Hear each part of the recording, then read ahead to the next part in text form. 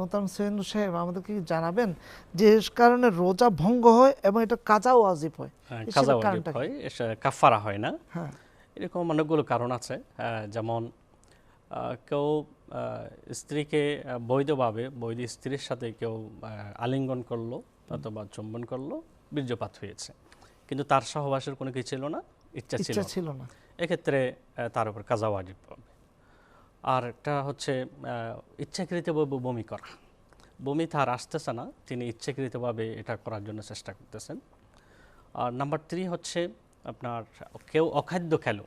অখাদ্য বলতে আমরা মানুষের জন্য সাধারণত খাদ্য রুটি বা ডাল, যেগুলোকে আমরা খাদ্য হিসেবে চিনি, সচরাচর যা আমরা খেয়ে খাদ্য থাকি। না, হ্যাঁ, কিন্তু অখাদ্য হলে যেমন একটা পাথরের টুকরা, একটা হাড়ের টুকরো, অথবা কোনো কিছু, কাঠের টুকরো, হ্যাঁ, অথবা একটা ফলের আঁটি, যেটা সাধারণত খেয়ে ফেলে দেওয়া হয়, এটা চতুষ্পদ জন্তুর খাবার, আমার খাবার নয়, এরকম কোনো একটা বস্তু খেয়ে ফেললো।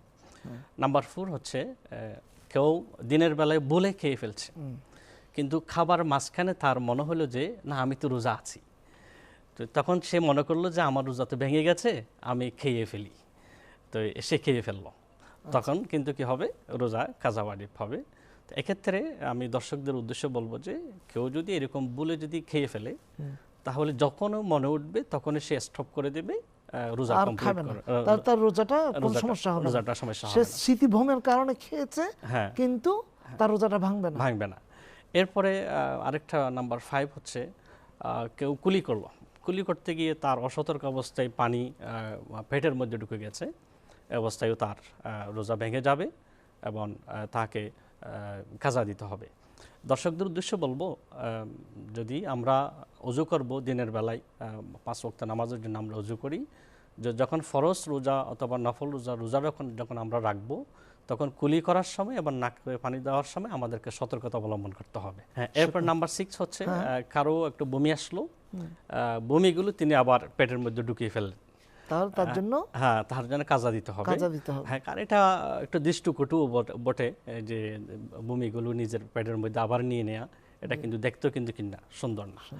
এরপরে নাম্বার 7 হচ্ছে কেউ মনে করলো যে আমি তো রোজার নিয়ত করি নাই, কিন্তু সবে সাদেক শুরু হয়ে গেছে, দিন শুরু হয়ে গেছে, রোজা হয়ে গেছে, তিনি মনে করলেন আমি যেহেতু রোজার নিয়ত করি নাই, আমার মনে হয় রোজা হয় নাই, এ মনে করে সে কি করে ফেললো, খেয়ে ফেললো, তাহলে তার রোজা হচ্ছে না, তাকে কি দিতে হবে, কাজা দিতে হবে।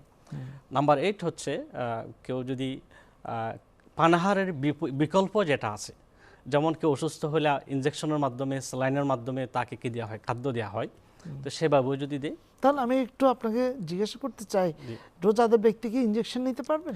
ডাক্তার যদি মুসলিম প্রেসক্রাইব করে যে তাকে ইনজেকশন না দিলে তার অসুস্থতা বেড়ে যাবে অথবা তার প্রাণের কি হতে পারে, হুমকি হতে পারে, হুমকি হতে পারে, তাহলে তাকে দেওয়া যাবে, ইনজেকশন দেওয়া যাবে, তখন তার রোজা ভাঙবে না। আর যদি ওইরকম কোনো প্রয়োজন না থাকে, বিনা কারণে যদি ইনজেকশন দেয়, তাহলে রোজা ভেঙে যাবে, ওয়াজিব হবে তার কাফারা দিতে। হ্যাঁ, কাফারা, তাকে ইচ্ছাকৃত যদি তিনি যদি এই কাজটা করেন, তাহলে ইচ্ছাকৃত খাওয়ার মতো, তাহলে তাকে কি দিতে হবে, কাজা কাফারা দিতে হবে।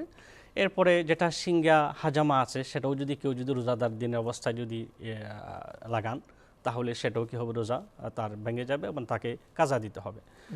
ফাইনালি আমাদের মা বোন মহিলারা যারা আছেন, তাদের যদি পিরিয়ড যদি হয়, তাহলে পিরিয়ডের অবস্থার মধ্যে তিনি রোজা রাখবেন না, এগুলো রমজান মাস শেষ হয়ে যাওয়ার পরে তিনি এগুলো কি দিবেন, পরবর্তী সময় তিনি কাজা করবেন, যে কয়েকটা রোজা চলে গেছে সেগুলি রাখবেন।